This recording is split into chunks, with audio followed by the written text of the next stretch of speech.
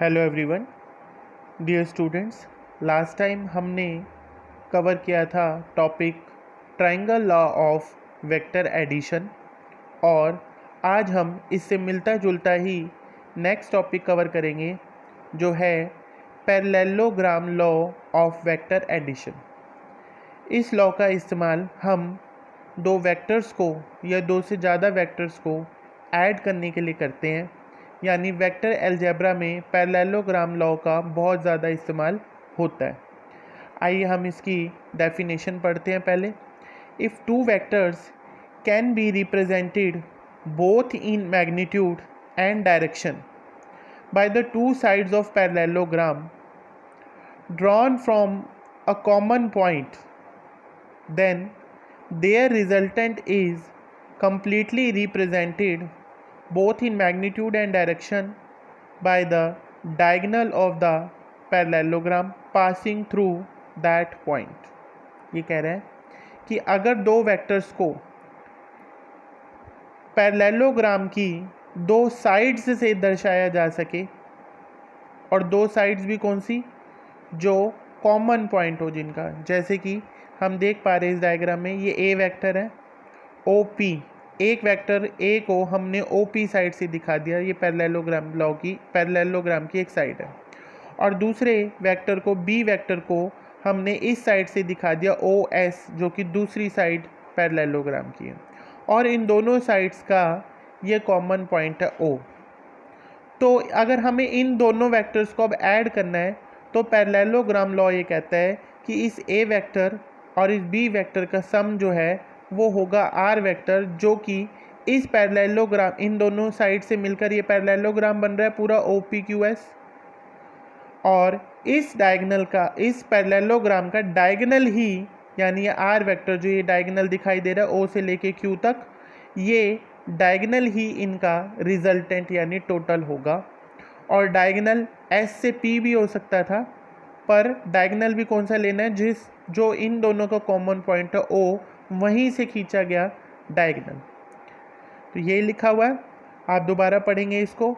If two vectors can be represented both in magnitude and direction by the two sides of parallelogram, यानी ए vector और B vector को हमने दो side से दिखा दिया, मैग्नीट्यूड में भी और डायरेक्शन में भी, किसकी, पैरेललोग्राम की। तो इन दोनों का resultant, then their resultant is completely represented both in magnitude and direction by the diagonal of the parallelogram, यानी डायगोनल से दिखाया जाएगा passing through that point, जो उस पॉइंट से ही पास करता हो। इसके लिए फिर हमने यहाँ पे Q से लेके N तक परपेंडिकुलर ड्रॉ कर रहा है, और इसके लिए हम जो रिजल्टेंट के लिए फॉर्मूला निकालेंगे वो सेम एज इट इज़ है, बिल्कुल जैसा कि triangle law of vector addition का। यानी अगर आपको एग्ज़ाम में पूछ लिया जाता है पैरेललोग्राम लॉ और उसका प्रूफ दीजिए, तो आप प्रूफ जो है वो कल वाले क्वेश्चन का एज इट इज़ लिख देंगे, जो हमने ये किया था कल। ये सारा रिजल्टेंट की वैल्यू निकाली थी और टेंजेंट बीटा भी निकाला था, डायरेक्शन भी। इसी तरीके से मैंने यहाँ पे दोबारा नोट नहीं किया है, पर आपको वहाँ पे ये सारा लिख करके दोबारा दिखाना पड़ेगा।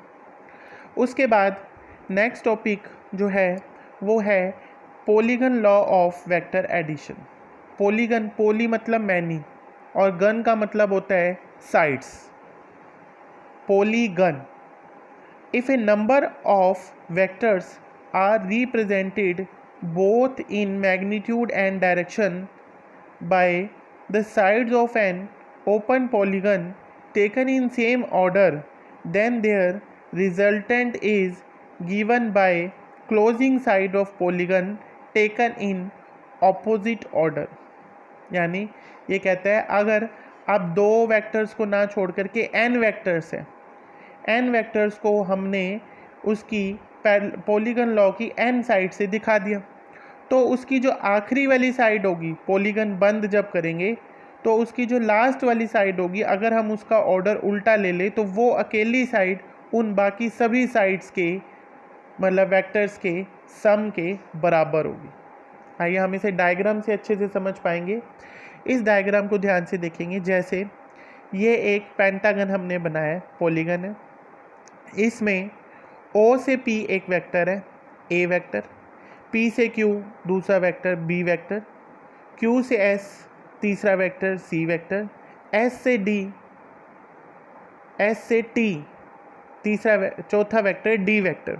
अब वो कह रहे हैं हमने इसमें 4 वेक्टर्स लिए, तो इन चारों का सम पांचवी साइड कौन सी T से O के बराबर होगा, पर शर्त यह है कि T से O का ऑर्डर उल्टा होना चाहिए। यानी O से A जा रहे हैं, एरो हेड P की तरफ है, O से P की तरफ, फिर P से Q, Q से S, S से T, पर T से O अगर जाते तो इसका टोटल 0 आ जाता कंप्लीट होने की वजह से। पर T से O ना जा करके हमने TO वेक्टर जो दिखाया है, जिसको R वेक्टर नाम दिया, वो ध्यान से देखो, उसका ऑर्डर जो है, जो एरो है वो उल्टा है।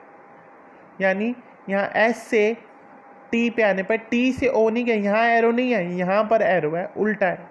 तो यानी पहले वेक्टर A, दूसरे वेक्टर B, तीसरे वेक्टर C, चौथा वेक्टर D का सम जो है वो इससे दिखाया जाएगा R वेक्टर, जो कि बराबर होगा किसके, A plus B plus C plus D, चारों वेक्टर्स के सम के बराबर होगी। ये पांचवी साइड रिप्रेजेंट करेगी इस चीज़ को। ठीक है, अब हम उसे कैसे लिखेंगे ये देखते हैं। अब हम ये कह रहे हैं by applying triangle law of vector addition to the different triangles of the polygon.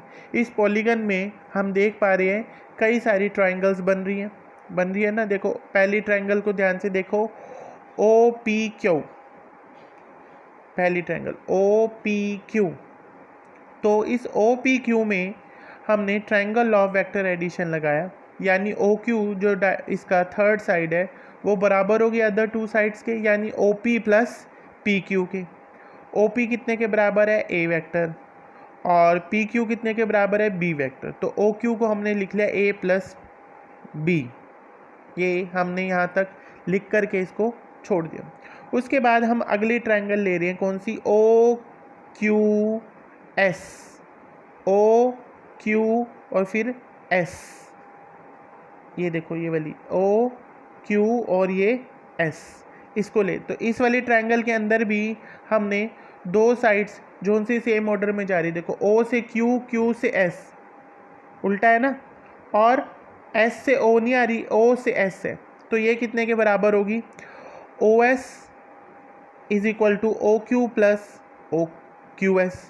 अब OQ की वैल्यू तो यहाँ से लिख लेंगे, वो थी A प्लस B, और QS कितने के बराबर है, QS ये देखो ये C वेक्टर के बराबर है। तो यहाँ पर आ गया हमारे पास A plus B plus C। इसी तरीके से हम नेक्स्ट ट्राइंगल को लेंगे, कौन सी, OS और फिर T, OS ये और फिर T। इसमें OS प्लस ST किसके बराबर होगी, इस वाली साइड के, जो ये तीसरी वाली साइड बच रही है। तो हमने यही लिख लिया, OST में OT इज इक्वल टू किसके होगा, OS प्लस ST। जो उनसी सेम ऑर्डर में हो वो एक साइड रहेंगी, जैसे OS और ST का ऑर्डर सेम है कि O से S गए थे, S से T गए थे, और OT दूसरी साइड रहेगी क्योंकि हम O से T गए हैं, T से O नहीं। तो OT को हमने R वेक्टर नाम दिया, और जो कि किसके बराबर हो जाएगा, OS की वैल्यू इसे पहले रखी हुई थी कौन सी, A plus B plus C, वो यहाँ लिख दी A plus B plus C, और ST कितने के बराबर है, ST को हम यहाँ से देख रहे हैं वो कितने के बराबर है, S से लेके T तक, वो हमने चौथा वेक्टर लिखा होता है D वेक्टर, तो वो हमने यहाँ पुट कर दिया। तो रिजल्टेंट का फॉर्मूला आ गया R is equal to A plus B plus C plus D, यानी रिजल्टेंट ये आ गया। This proves the polygon law of vector addition. इससे पॉलीगन लॉ का रिजल्ट हमारे पास आ गया कि रिजल्टेंट जो है, पांचवी साइड जो बन रही है इस पॉलीगन की, वो इन सब के सम के बराबर है। किस किस के, O से P गए थे, P से Q, Q से S, S से T, इन सभी वेक्टर्स को A, B, C, D का सम जो है वो है R, और जो कि पांचवी साइड से दर्शाया जा रहा है। पर पांचवी साइड की शर्त कैसे है कि T से O ना जा करके आपको O से T तक जाना है, उल्टे जाना है। अब अगर बात यह कि अगर ये T से O जाता, अगर कभी डायग्राम में कहीं पर हमें ऐसा मिल जाए कि डायरेक्शन T से O दे रखी हो, तो सारी साइड्स का ऑर्डर सेम होने की वजह से इसका रिजल्टेंट कितने के बराबर हो जाता, 0 माना जाता। तो ये बात हम ध्यान रखेंगे। और आज हमने 2 टॉपिक कवर किए हैं, पैरेललोग्राम लॉ और polygon law of vector addition. इसको आप दोबारा से पढ़ के अच्छे से 1-2 बारी वीडियोस में ढंग से समझ के अपनी कॉपी में लिख कर देख लेंगे। और यदि कुछ समझ नहीं आता तो आप मुझसे फ़ोन करके पूछ भी सकते हैं। Thank you.